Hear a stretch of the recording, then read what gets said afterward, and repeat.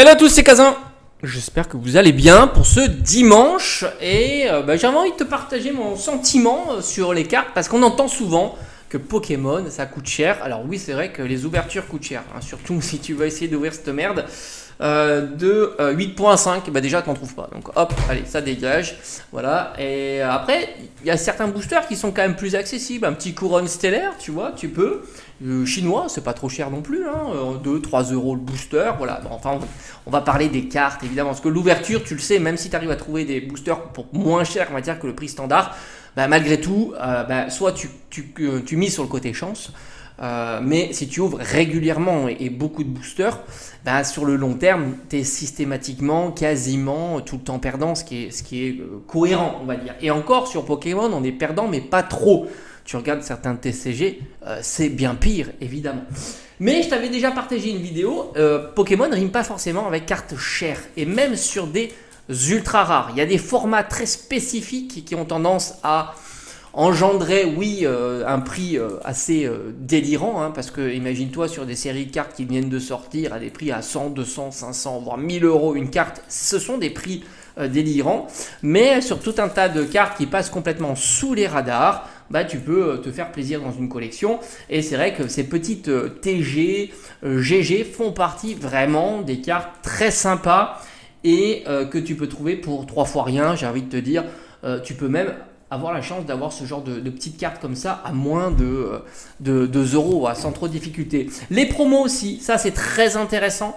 Les petites promos, c'est pareil, tu as des Noirfang comme ça à 50 centimes, c'est assez fou, les gens se débarrassent très très rapidement de ces cartes-là parce que c'est des cartes qui valent 3 fois rien. Et après, les promos de ce format-là, maximum, alors sauf après quand ça augmente, hein, c'est toujours comme ça, tu les trouves à 5 euros, les tendances quoi, qu'on a eu Salamèche à une époque, Pikachu et d'autres.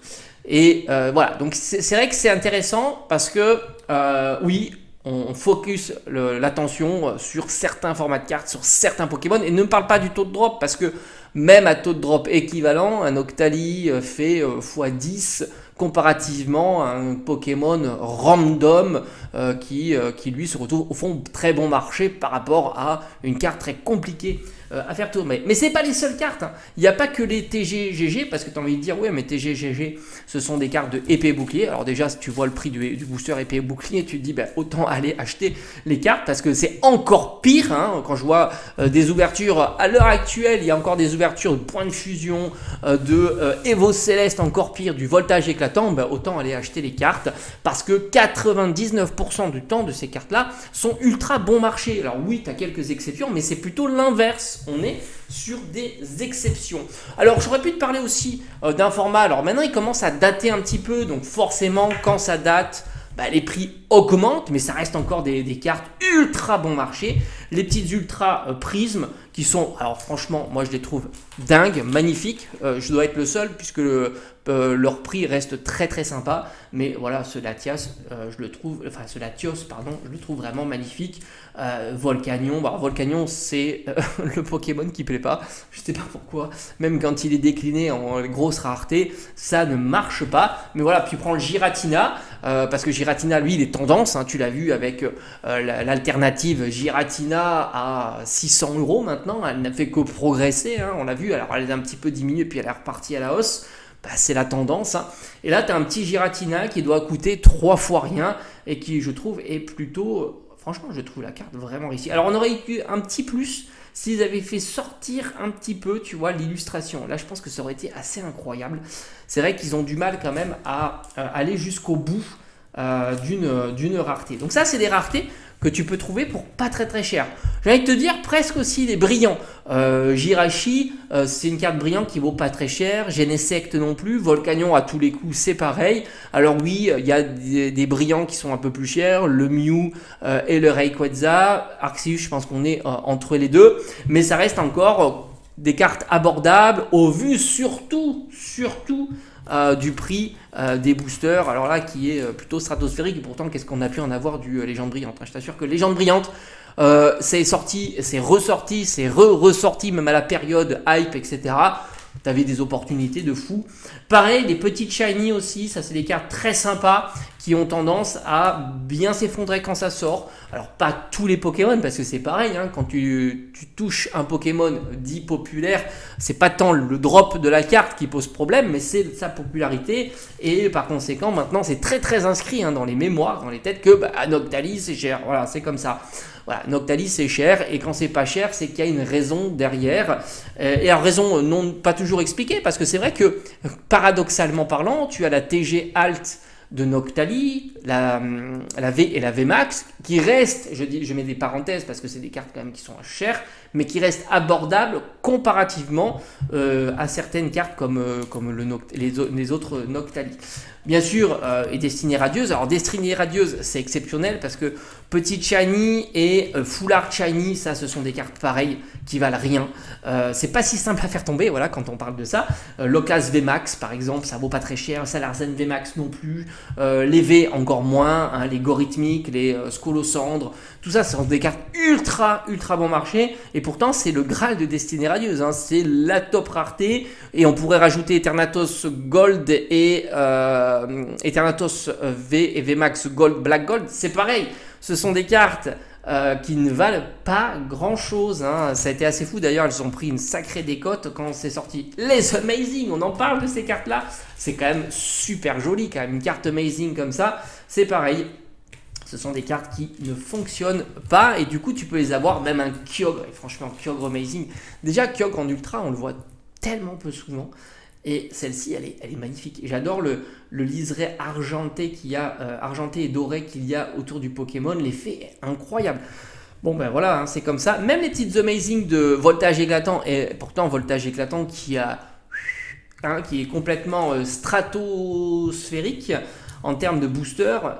Bon ben c'est pareil, hein, tu t'aperçois que, bon au fond, les Amazing, ça va, ça passe. Bon, c'est pas des tout petits budgets à 2-3 euros, mais ça reste des budgets raisonnables quand on voit des cartes à 100, 200, 500, 1000 euros sur des séries ultra récentes.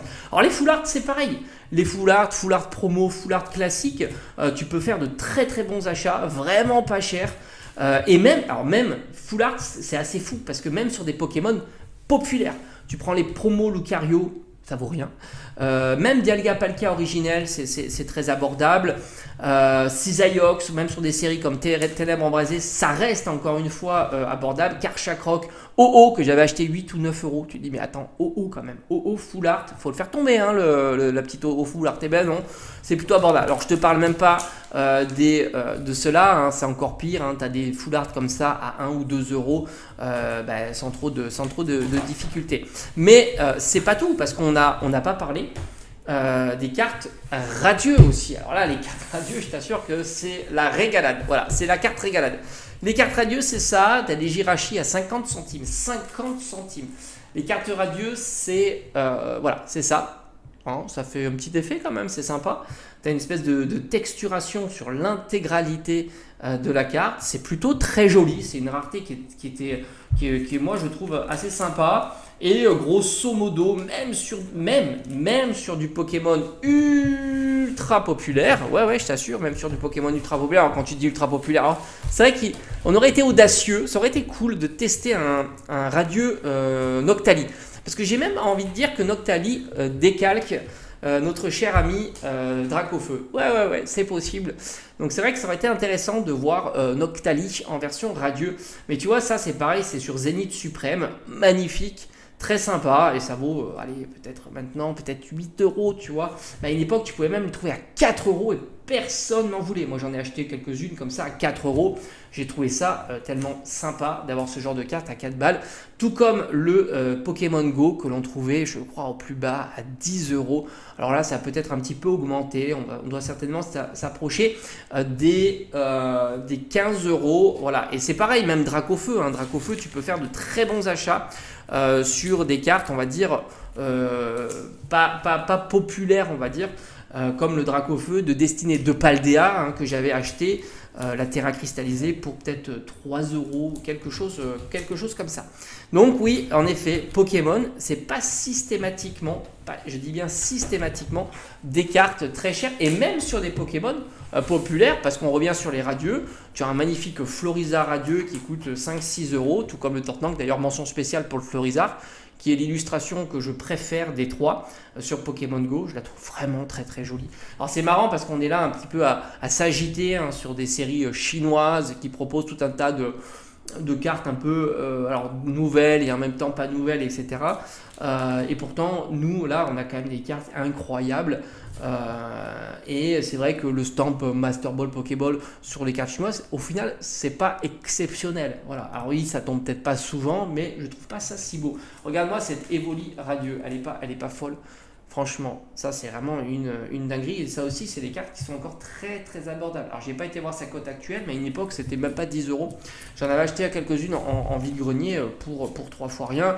Et le Stylix, c'est pareil, c'est du 50 centimes, du Alakazam quand même. Magnifique, qui coûte moins de 2 euros, tout comme le Gardevoir. Et je te parle même pas des Sucrane, des Eternatos ou des Chrysapile qui sont donnés. Voilà. C'est des cartes à quelques centimes, comme le Brutalibre, Ikran ou le Farfurex. Même on pourrait parler de ces petites cartes holographiques aussi. Alors là, on est sur du vintage, un peu plus vintage, mais c'est pareil. Ces petites cartes holographiques tu vois, tu as toutes les évolutions. Pas besoin d'aller très très loin pour voir des évolutions comme on a maintenant sur Prismatic. Voilà, ça c'est des petites cartes qu'en vide-grenier, tu les vois mais quasiment tout le temps en état comme ça, quasiment near mint. Voilà, entre excellent et near mint. Et tu les trouves souvent à 5-10 euros maximum, 10 euros. Tu peux vraiment te faire plaisir. C'est des petites promos entre noir et blanc et XY. Franchement exceptionnel. Tout petit prix. Et en plus, il y a tout la déclinaison. C'était dans un coffret. Ça c'est pareil. On peut aller sur du vintage. Même sur le vintage, tu peux encore trouver de très très bonnes cartes qui coûtent vraiment, qui sont très abordables. Voilà. C'est un petit peu l'idée. De te parler un petit peu de tout ça, de cartes qui restent encore très abordables. Et comme je t'ai dit, tu n'es pas obligé, alors soit sur du récent, alors le récent tu as aussi ça, les petites ex classiques, même sur du vintage, ça reste encore très abordable, les petites ex classiques, surtout sur des Pokémon qui ne sont pas spécialement populaires, mais encore plus sur des ex récentes, cette fois-ci. Là aussi c'est pareil, sur les ex récentes, les V aussi, c'est des cartes qui sont vraiment quasiment données. Tu peux même en acheter pour moins de 1 euro sans trop de difficulté. Les VMAX aussi, on pourrait parler aussi des VMAX et des V-Star. Voilà, ça aussi c'est des formats de cartes qui sont pas très très populaires, et par conséquent la plupart de ces VMAX et de ces V-Star sont vraiment bon marché. Bref, il y a de quoi faire sur Pokémon avec des petits budgets. C'est ça qui est vraiment très plaisant. Et c'est vrai que malheureusement, on focalise beaucoup plus sur les cartes qu'on ne peut pas se permettre d'acheter, souvent, parce que quand on a dépensé 100, 200, 500, voire même 1000 euros, c'est colossal. Moi, je trouve ça colossal. Moi, le plus gros achat que j'ai pu faire, et encore, c'était sur du vintage, sur une carte, c'était le Wailord que je t'avais présenté. Wailord X, où j'ai mis 100 euros. C'est vrai que c'était un gros prix, mais bon, on est quand même sur une carte vintage, pas facile à trouver en bon état. Moi, la mienne est en bon état, voire même en excellent état. Et j'ai trouvé que c'était très intéressant, puis ça rentrait dans mon classeur, etc. Alors que sur du récent, trouver un Octali Terra cristallisé 8.5 en état near mint, il y en a plein. Et j'avais mis pareil, je crois que c'était un peu moins de 100 euros, j'avais mis, je crois qu'on était entre 70 et 100 euros, je me souviens plus exactement, sur le Dracofeu réédition, je crois que c'était rouge feu, vert feuille ou quelque chose comme ça, je sais plus exactement, je suis pas un pro des anciennes cartes, mais je trouvais l'illustration magnifique, c'était la secrète, où je crois que dans la même série, tu as Salamèche secrète, Reptincelle secrète et ce Dracofeu.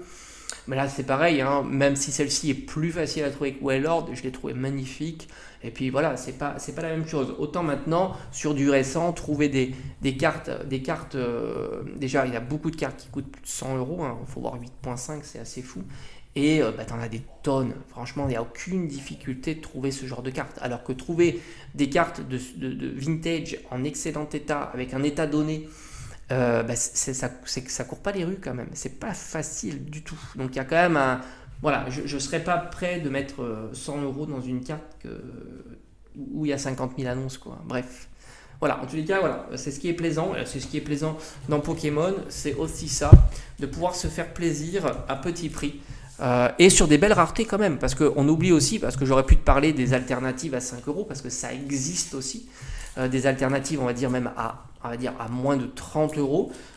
Pour faire rentrer beaucoup d'alternatives, on aurait pu en parler. Il y a énormément d'alternatives qui ne valent pas,